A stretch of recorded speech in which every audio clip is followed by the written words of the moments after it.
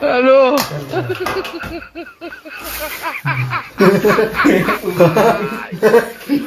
Wala ka ano? Halo.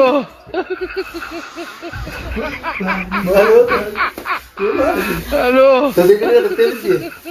Sampai kan mau video kai. Mal bicara gua fahmi.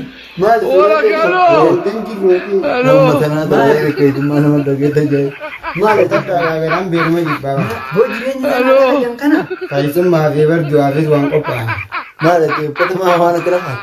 Bon maradi tu. Wala ka ano? Nama dia curi wanta. Halo. Aku man masalah gitu tu. Mana fadat ni.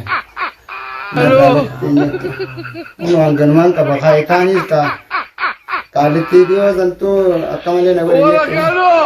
Serang ka bala kai. Halo. Jadi kamu tidur. betul bu. Boleh ngajar tu kalau semua lagi rute gaji tiga. Wala ka ano? Halo. Tanda takalle rang tu. Sana tanah itu kayak mana? Halo. Takalle rang tu ni. Mal ku tanah mah ada orang tu. Hamarin dewo. Wala ka ano? Sabar. Halo. Semua nak kena minggu ni tak ada utada. Lah, tu gua ada.